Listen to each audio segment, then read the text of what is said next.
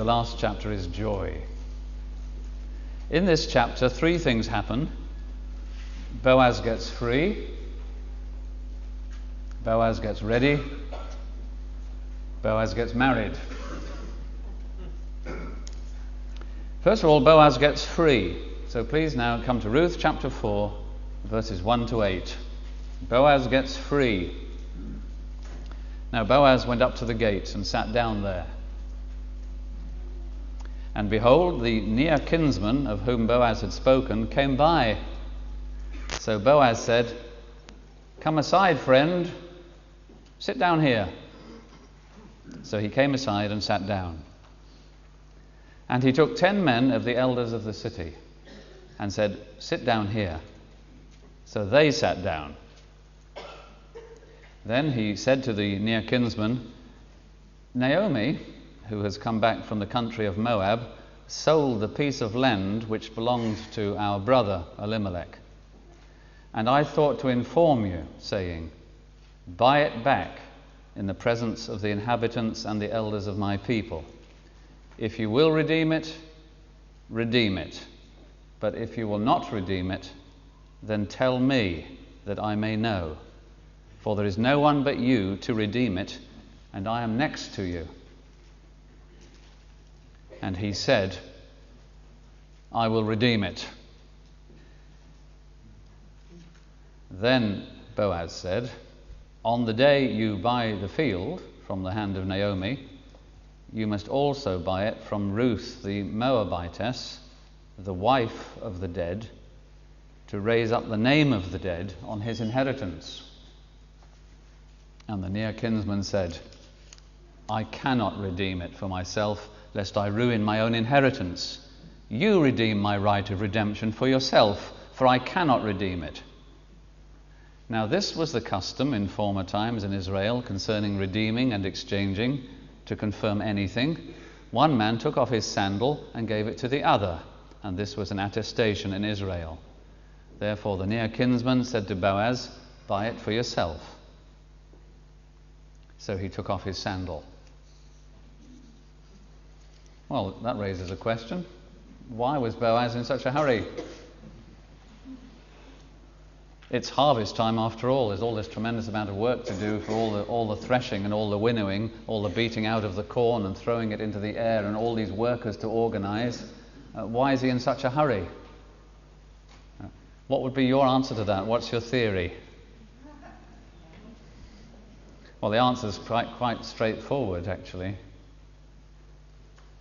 It says in the book of Proverbs, what does it say?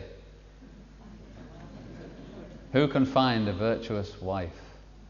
For her worth is far above rubies.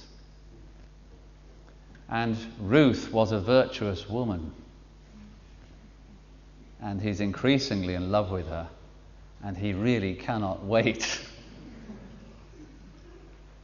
Virtuous woman. So he goes to the gate of the city. And if Providence didn't work here, the story would never have unfolded to its conclusion. What happened at the gate of the city?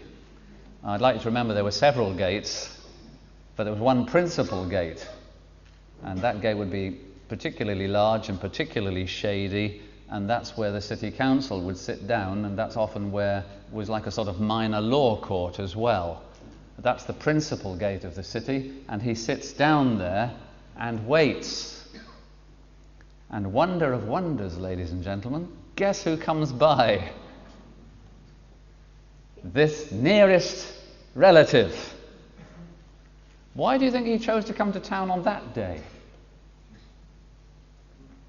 Why do you think he came through that gate? He knew nothing about what was going on. He doesn't seem even to have known about Naomi and the field and Ruth or anything. Why do you think it happened then that Boaz sits down in the gate and this man comes by?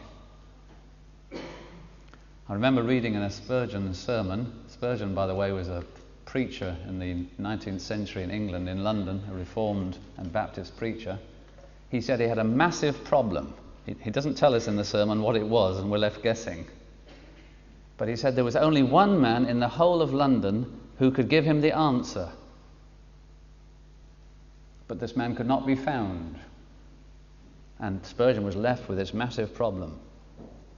But he had occasion to preach in the north end of London one evening, and he was travelling back in his horse and carriage, and for some reason the person who was leading the horse and carriage, the coachman, made a mistake and went up the wrong street.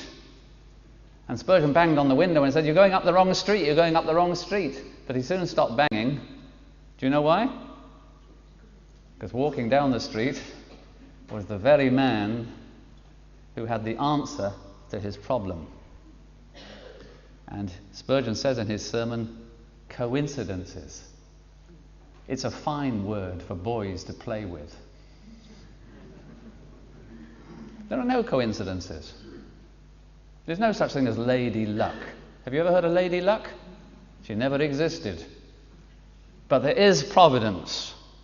And Boaz is sitting in the gate, and the one man he needs to see, the one man who has a prior right on the land and on Ruth, actually comes past at that moment. What was his name? Scripture never records it. That man is going to refuse his right to the field and refuse his right to Ruth, and he's going to pass out of history, and we will never, ever know his name. So actually it's quite amusing in the original language. Verse 1, now Boaz went up to the gate and so on. So Boaz said, "Come aside, friend," it says here. That's a little bit charitable. Actually it says in the Hebrew, "Come aside, so-and-so." Because his name is never given to us. "Sit down here." So there's Boaz, and there's the other kinsman sitting down together. Now Boaz had a lot of clout, as we say. It's not the only thing with a lot of clout. Boaz had a lot of influence. Some people believe that he was a magistrate in the city. Remember that he was the grandson of a prince, and he was almost certainly very well placed in the city. He does act with a lot of authority here, doesn't he? Besides, he's a very rich man. So before long, he's got the 10 of the elders of the city also sitting down, and there's a sort of court taking place now. As you know, a normal synagogue service can't be held without 10 men being present, so that's the quorum.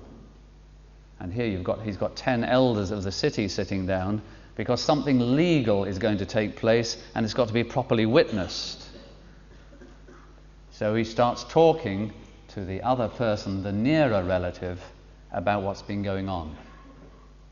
Naomi went to Moab. The field was mortgaged, sold, if you like. It's going to come back to the family, of course, on the 50th year, but in the meantime it's in somebody else's hands. You have a right to buy back that field, so it goes back into Naomi's hands. You're the nearest relative.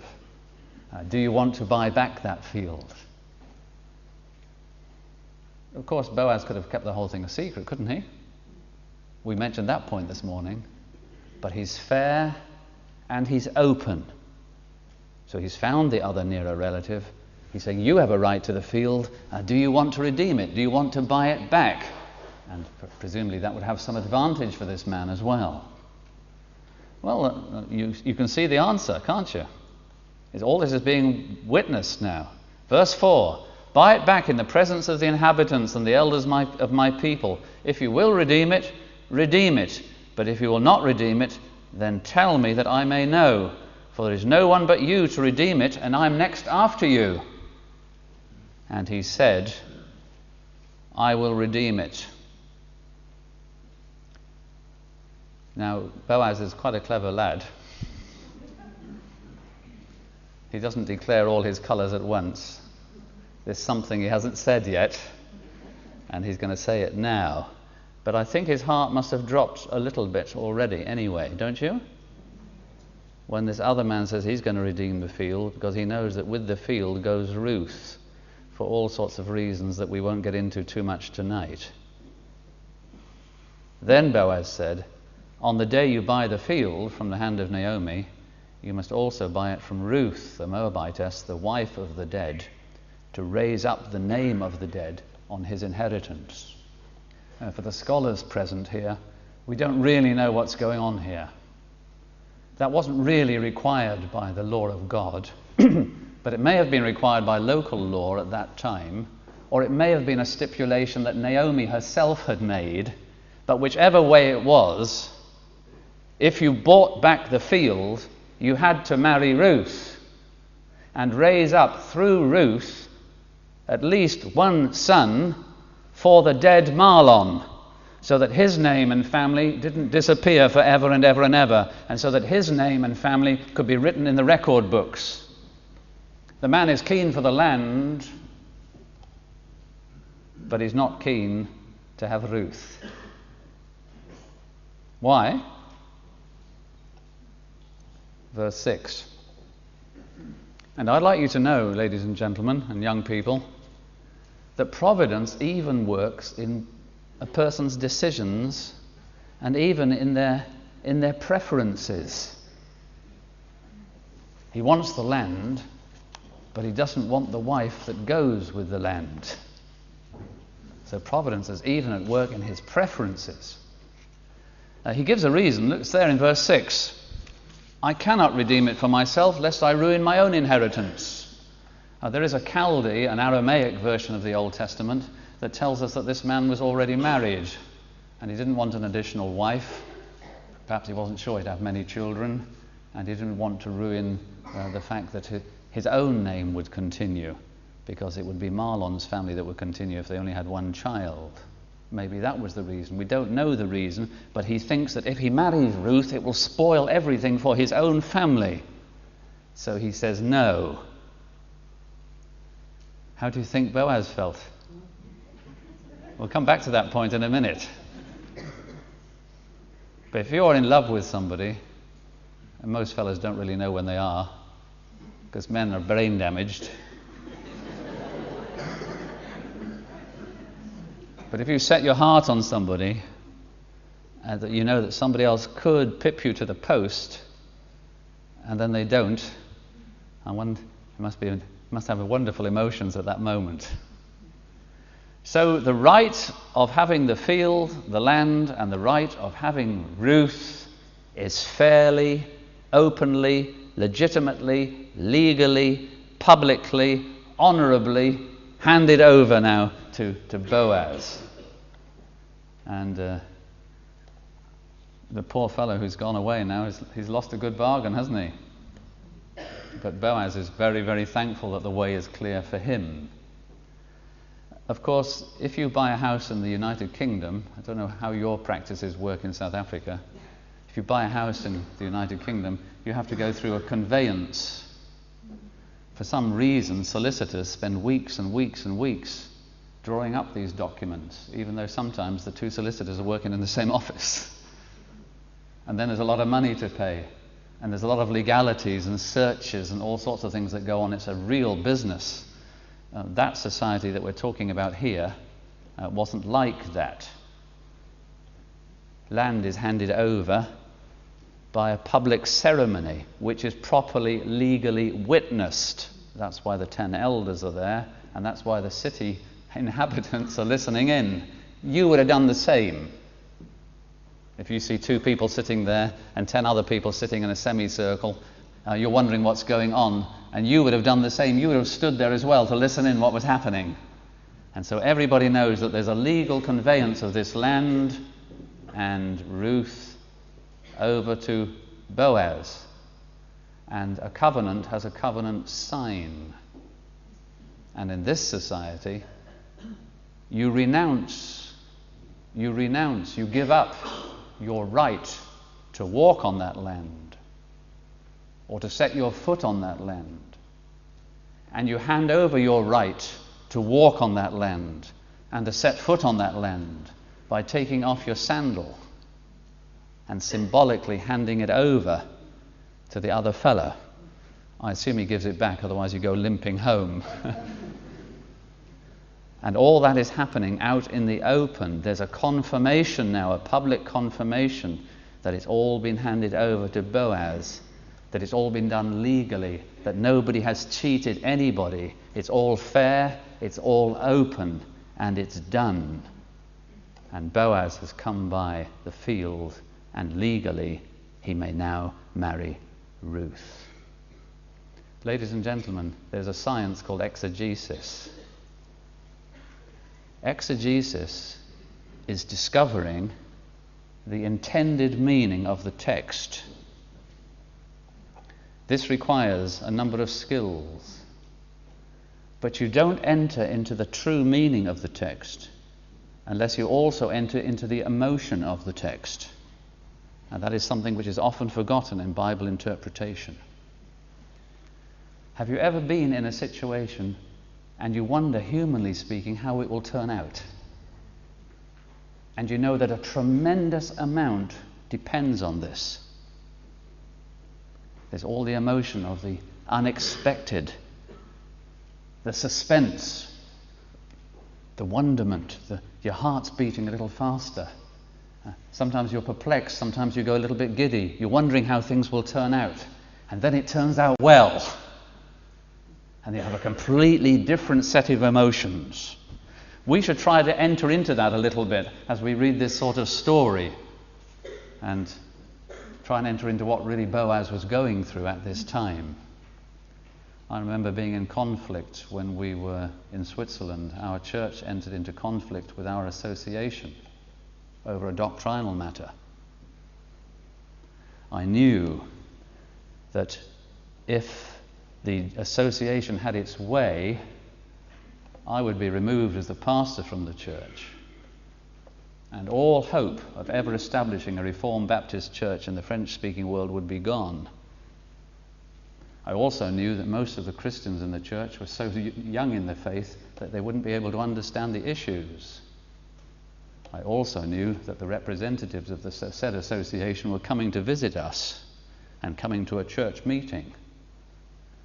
I knew that my future and the future of this Church of Jesus Christ all depended on the outcome of that meeting, and that the people present were not in a position to understand the theological issues. I can't forget, not even all these years later, the emotion I felt as I went into that meeting and as that meeting proceeded. I gave my theological viewpoint, and 4 other men gave an opposing one. I knew that, humanly speaking, it was all lost.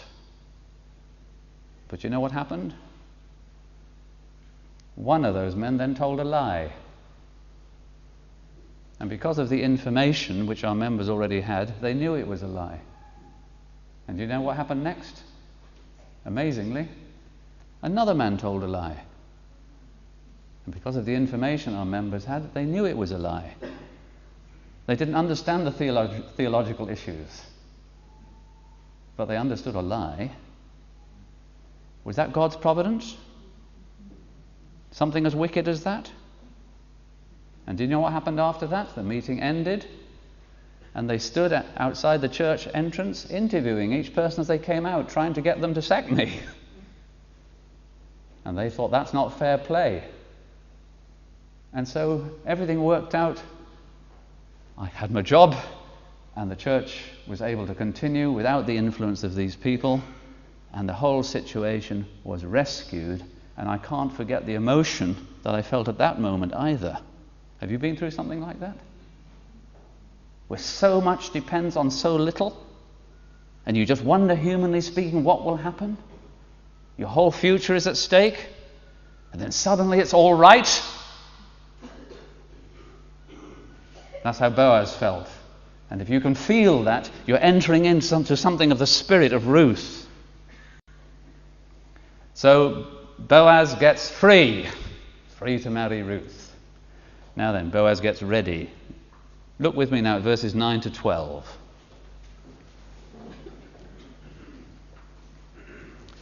And Boaz said to the elders and to all the people, "You are witnesses this day that I have bought all that was Elimelech's and all that was Chilion's and Mahlon's from the hand of Naomi. Moreover, Ruth, the Moabitess, the wife of Mahlon, I have acquired as my wife, to raise up the name of the dead on his inheritance, that the name of the dead may not be cut off from among his brethren and from the gate of his place, You are witnesses this day. And all the people who were at the gate and the elders said, We are witnesses. The Lord make the woman who is coming to your house like Rachel and Leah, the two who built the house of Israel. And may you prosper in Ephrathah and be famous in Bethlehem. May your house be like the house of Perez, whom Tamar bore to Judah, because of the offspring which the Lord will give you from this young woman. Lovely that, isn't it? Even in wicked times, there are godly people. And the fact that there is wickedness almost everywhere does not mean that there has to be wickedness everywhere. The fact that there's almost no godliness anywhere does not mean that it must be completely absent. And it's a lovely scene. Boaz sees his way clear, and he publishes his intention and makes it plain for everyone to hear. He's going to marry Ruth, and he's going to have all the estate of Elimelech and take responsibility for it. And all this is published in front of witnesses. I've bought the estate, he says, and everything relating to it now belongs to me. You are witnesses.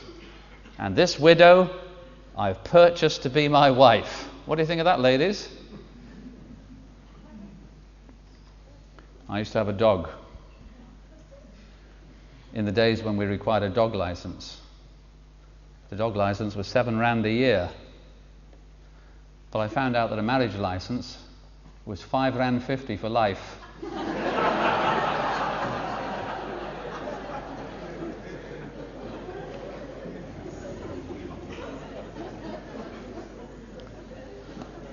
But that's not what's going on here.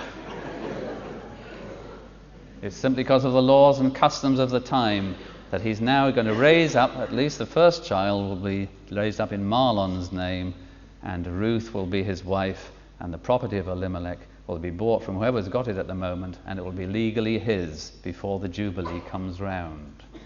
And Mahlon's name will be perpetuated, and by way of reward, Boaz's name will be perpetuated. Because God did Boaz the honor of bringing him into the genealogy, the ancestry of the Messiah. And the other kinsman, his name is just buried in oblivion, isn't it? But Boaz's name lives on. And Boaz is the Redeemer. Do you remember the question we had last night? Is Boaz a type of Christ? No.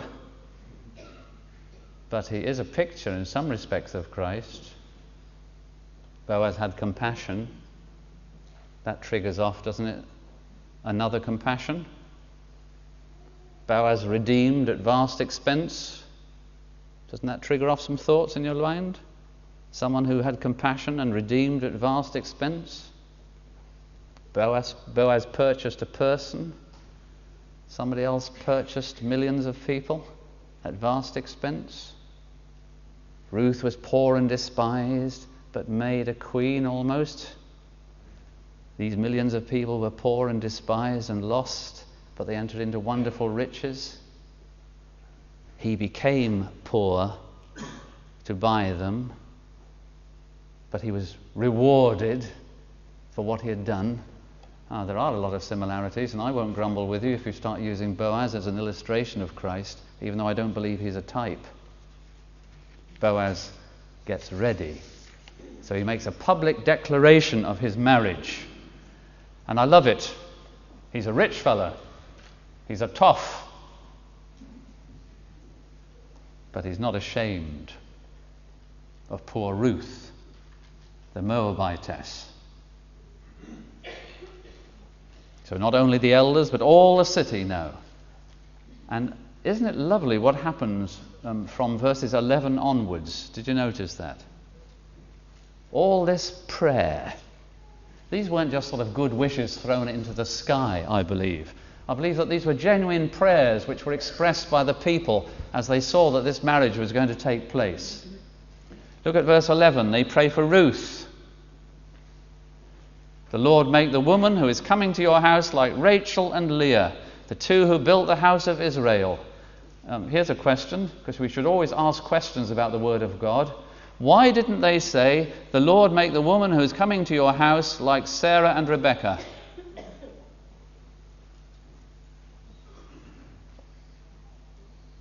Well, think about that for a moment.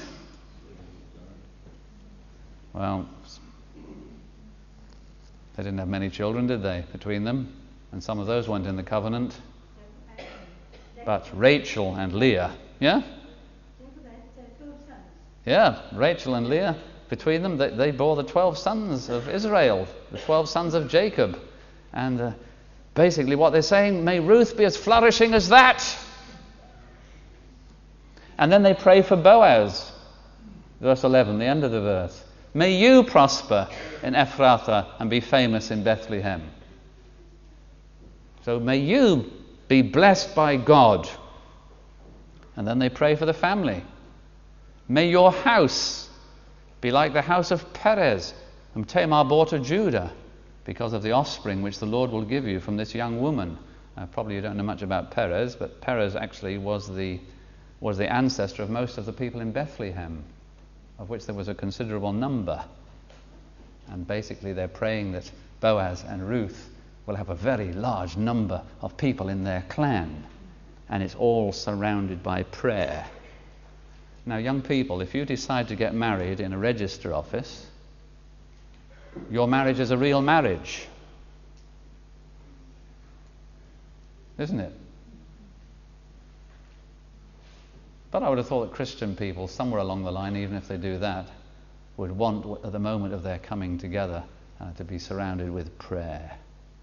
Prayer for the husband, prayer for the wife, prayer for the family, the coming family, and the greater family. It's a wonderful thing to go into marriage surrounded by prayer. And there are very few institutions that God has set up which are so attacked as marriage and the family. It's the very first institution. Before there was a state, there was families. Before there was a church, there were families. The family is the prime, basic social unit which God set up, and it's very, very precious to Him. And people entering into marriage and people continuing in marriage, they really should be surrounded by prayer. They understood that here. I think we might have forgotten it today. So Boaz gets free, and Boaz gets ready, and Boaz gets married. Verse 13, to the end of the book. So Boaz took Ruth, and she became his wife. And when he went into her, the Lord gave her conception, and she bore a son. Then the women said to Naomi, "Blessed be the Lord, who has not left you this day without a near kinsman, and may his name be famous in Israel. And may he be to you a restorer of life and a nourisher of your old age, for your daughter-in-law who loves you, who is better to you than 7 sons, has borne him." Then Naomi took the child and laid him on her bosom and became a nurse to him. Also the local women gave him a name, saying, "There is a son born to Naomi." And they called his name Obed. He is the father of Jesse, the father of David. Now this is the genealogy of Perez. Perez begot Hezron, Hezron begot Ram, and Ram begot Amminadab. Amminadab begot Nahshon, and Nahshon begot Salmon. Salmon begot Boaz, and Boaz begot Obed. Obed begot Jesse, and Jesse begot David. Ruth is a wife. Ruth is a wife. Are we allowed to have a little bit of imagination? Rich Boaz. A little less rich because he's just bought that land. Ruth, the faithful, godly daughter-in-law of Naomi, also well known. What sort of wedding do you think they had? Do you think there was anybody who wasn't there? Do you remember the name of Orpah? Whose shoes now would you rather be in? Orpah's gone back to her gods in Moab, and she's walked out of our Bible. Ruth has put herself under the protection of the God of Israel, has sheltered under his wings and lives in his land and is identified with his people and has now entered into these wonderful blessings. Would you turn back to chapter 2, please, verse 12. Ruth's become a wife. Did you notice chapter 2, verse 12? Whose prayer was that? Well, Boaz's. The Lord repay your work, and a full reward be given you by the Lord God of Israel, under whose wings you have come for refuge. That was Boaz's prayer, and now it's fulfilled by Boaz marrying her. He's become the fulfillment of his own prayer. I think that's rather nice. And that sometimes happens, doesn't it? Ever prayed for someone, sometimes for years, that they'll be converted? Have you? Anybody here then found that they were the very person who at the end of the day was the one who was able to finally show them what they needed to know for them to come to Christ? And you've become, as it were, the instrument that God uses to fulfill your own prayers. That's the sort of thing that's happening here. Ruth's a wife, and Ruth's a mother. Who gave her conception? Verse 13. The Lord. Because even that is in the providence of God, and conception is a key which is in God's hand. And Ruth is still a daughter-in-law. Who is the one who's sharing most, as it were, in these joys of this little boy being born? Well, it's Naomi. And the family of her late husband and the family of her late son is now being built up because the kinsman redeemer has married Ruth, her daughter-in-law. And it's again, there's more prayer. Look at verse 14. Blessed be the Lord, say these women, who has not left you this day without a near kinsman, and may his name be famous in Israel. And may he be to you a restorer of life and a nourisher of your old age. For your daughter-in-law who loves you, she's still a daughter-in-law who loves, who is better to you than 7 sons, has borne him. And how do you think Naomi felt, ladies, as she got older and had a grandson on her knees? Grandchildren do wonders for older people. And maybe there's an older person in your church who hasn't got any grandchildren, but you've got children, and their real grandparents are a long way away. So why not adopt a couple of people as honorary local grandparents and give to some older people some of the joys of being grandparents, because young children do something wonderful for older people, because older people do something wonderful for young children, don't they? I had 2 grandmothers. Both my grandfathers had died before I was born. I had 2 grandmothers. One was grumpy. I don't actually think she had much influence on my life, except that she told me that it's a pretty negative thing to be grumpy. And one wasn't usually grumpy, though there were occasions, but she was kind and gentle and spoke freely about the things of God. And I find that even now that she's been an influence on my life. And here's Naomi with a grandchild sitting on her knees and playing with her. And she's hearing the word that she's been longing to hear all these years. I don't know what it is in your language. Grandma? Where we are, it's nine, or mamgi, or some other word like that, or nana, or nanny. But that's what she's been longing to hear, and now she's hearing it. Can you imagine how she goes down the market? This is my grandson. And the women give him a name. Did you notice that? It's a bit unusual, isn't it? But every word counts in Scripture. Verse 17. The local women gave him a name, saying, there's a son born to Naomi. That's a strange thing to say, but that's the way they saw it. And they called his name Obed, which means a servant. Because I think they hoped that that's what he would be. Because that's the greatest thing any child can be, isn't it? So the child is nursed by the grandmother. And Ruth, who is a wife and a mother and a daughter-in-law, Ruth is an ancestress of David and therefore of Christ. And I think this is wonderful. Boaz was half Gentile because his mother was Rahab. Ruth is all Gentile.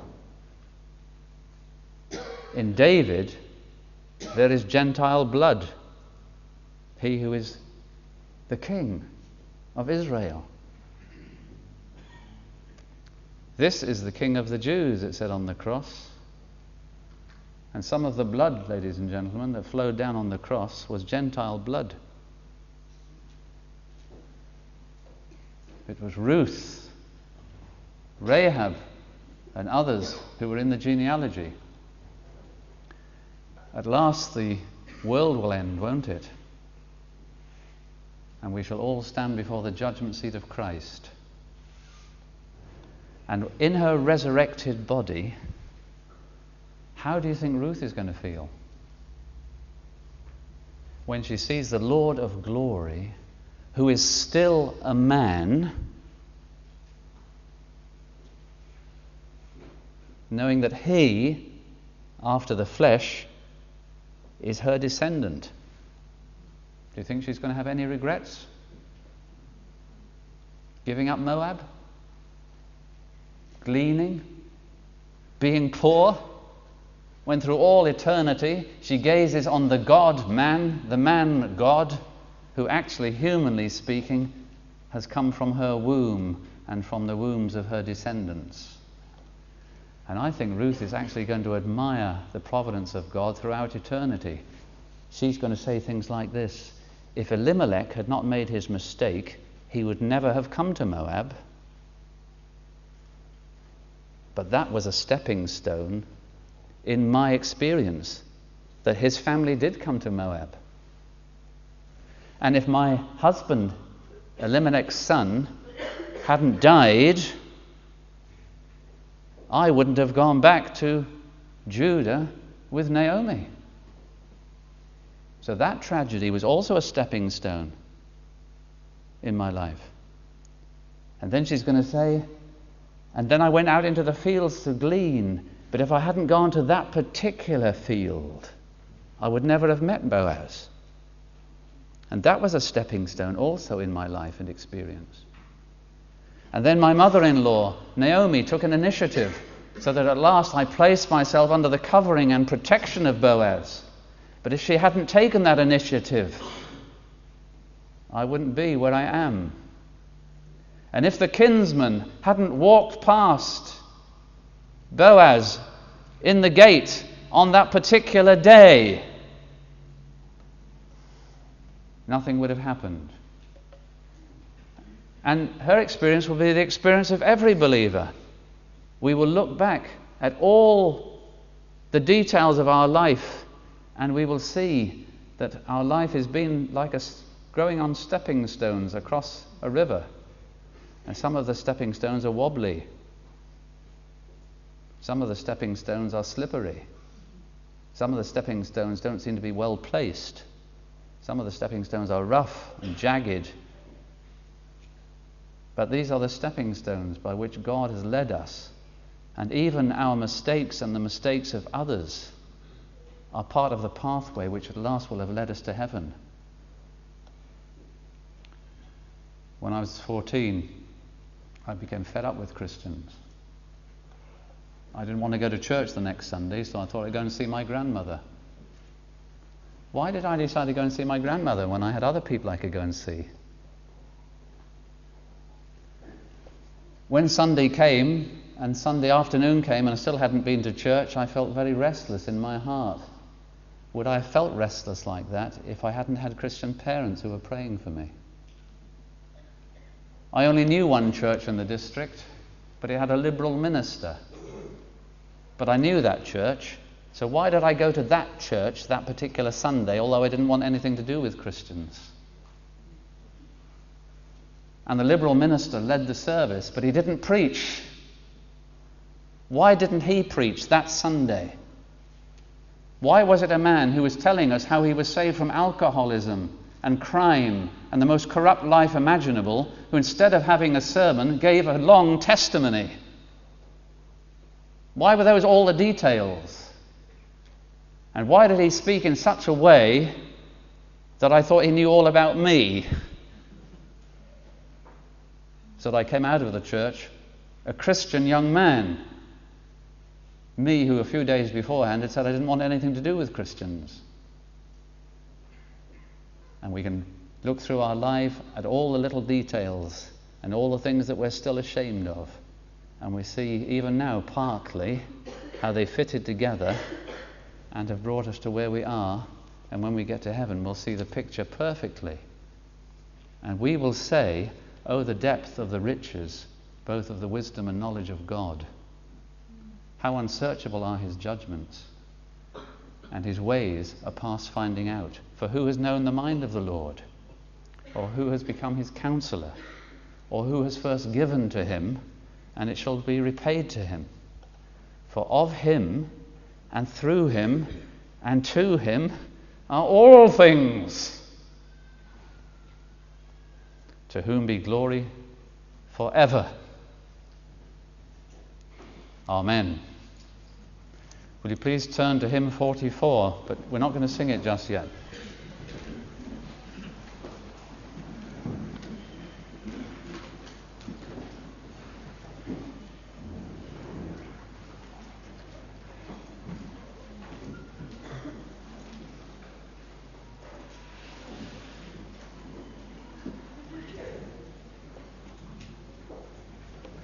I don't know if you've ever done this.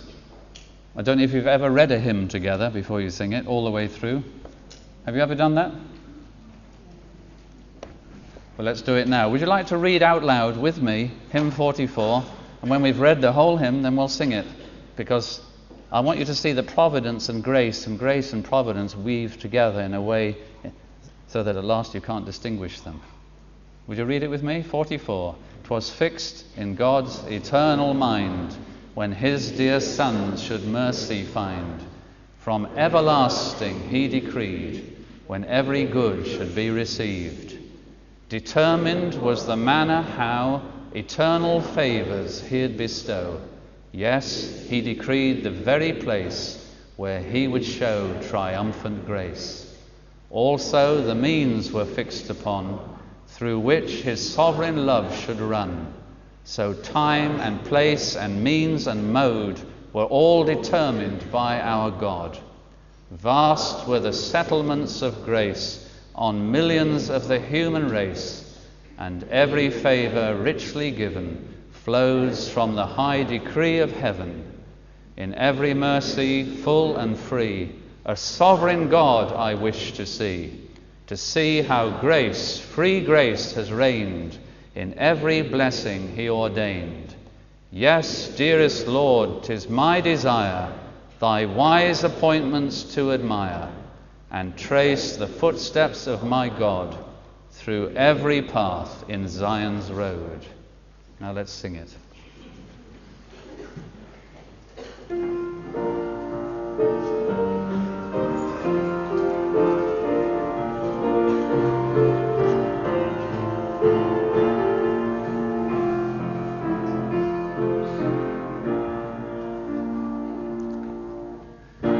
fixed in God's eternal mind, when his dear sons should mercy find.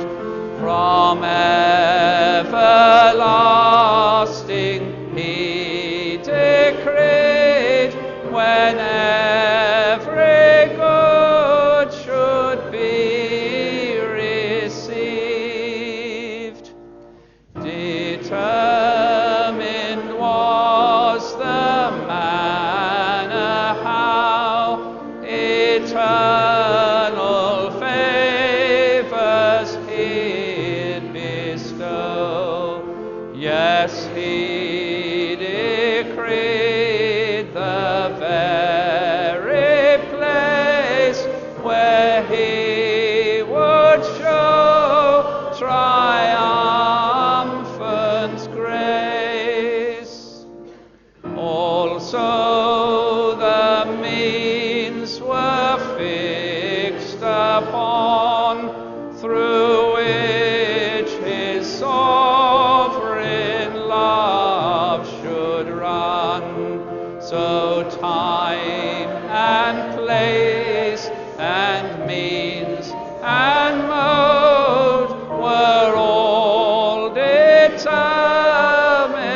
by our God. Vast were the settlements of grace on millions of the human race, and every favor richly given flows from the high decree of heaven. In every mercy full and free, a sovereign God I wish to see how grace, free grace, has reigned in every blessing he ordained. Yes, dearest Lord, 'tis my desire thy wise appointments to admire, and trace the footsteps of my God through every path in Zion's road. Now unto the King, eternal, immortal, invisible, the only wise God, be glory and honor for ever and ever. Amen.